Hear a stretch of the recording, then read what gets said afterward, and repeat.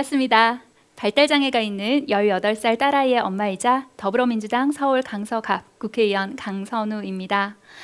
저는 오늘 이 자리에서 꽃으로도 때리지 마라, 아동학대 관련된 여러 가지 생각 여러분들과 함께 공유하고 그리고 몇 가지 제안 드리고자 합니다. 포털 사이트에 아동학대 검색하면 키워드 쏟아집니다. 아동학대의 어두운 그림자는 울산, 칠곡, 평택, 전주, 천안, 창녕 등 아이의 성별, 나이 그리고 장소 가리지 않습니다. 지난해 아동학대 신고 접수 건수는 약 4만 건으로 지난 5년간 2배 넘게 증가하고 있습니다. 그리고 그 사이 온 국민의 가슴을 핥혔죠.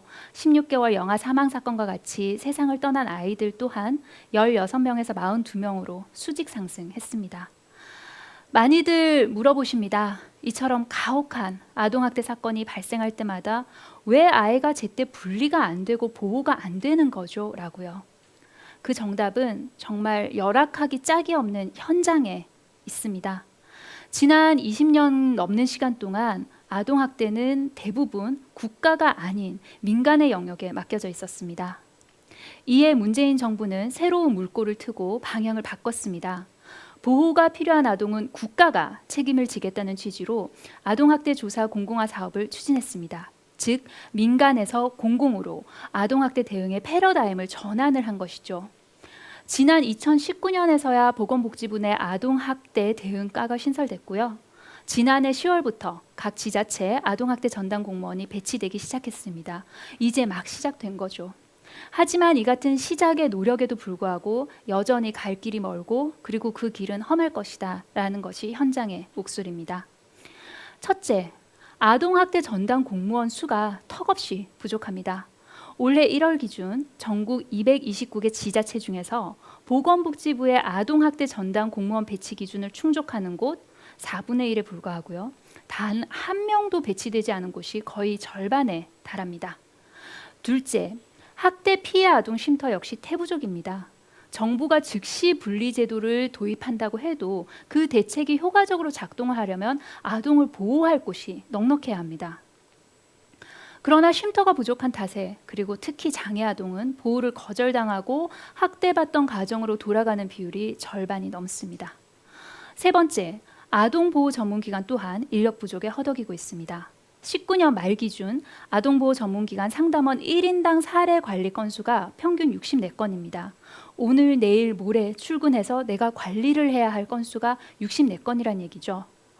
처우 열악하죠. 업무 어렵죠. 종사자 평균 재직 기간 짧을 수밖에 없습니다. 그러니 당연히 전문성을 쌓을 수 없는 그런 열악한 구조고요. 그래서 저는 서울시와 자치구가 함께 책임지는 위기 아동 보호 체계 구축을 제안합니다. 서울시 자치구별 아동학대 전담 공무원 배치를 확대해 나가야 됩니다. 지난해 기준 서울시 25개 자치구 중에서 무려 18곳에서 전담 공무원을 고작 한두 명 배치한 상황입니다. 전문가들 최소 3명 있어야 한다고 합니다. 1명 신고 접수 받고요. 그리고 2인 1조로 출동해야죠. 서울시 내 학대 피해 아동 쉼터 그리고 아동보호 전문기관 역시 더 많이 설치해야 하고요. 그리고 민간이 아닌 서울시와 지자체에서 직영으로 운영할 수 있도록 해야 할 것입니다. 이미 노원구에서 아동학대 전담 공무원 5명 배치하고 있고요. 그리고 학대 피해 아동 쉼터, 아동보호 전문기관을 직영으로 운영하고 있습니다. 이와 같은 노원구 모델을 서울시 전체로 점차 발전시켜야 할 것입니다. 국회 역시 예산 뒷받침해야죠. 현재 아동학대 정책은 보건복지부가 수립을 하고 쉼터와 아보전 설치와 운영 예산은 기재부 복권기금 그리고 법무부 범죄피해자기금에서 나오고 있는 상황입니다. 보건복지부 소관 아동복지기금을 별도로 조성해야 할 필요가 있습니다. 아이를 키우는 엄마, 특히 장애가 있는 아이를 키우는 엄마로서 학대받은 아이의 사연을 하나하나 접할 때마다 무너지는 느낌입니다. 아동이 행복한 대한민국, 아동이 안전한 수도 서울을 위해 최선과 진심을 다하겠습니다. 경청해 주셔서 감사합니다.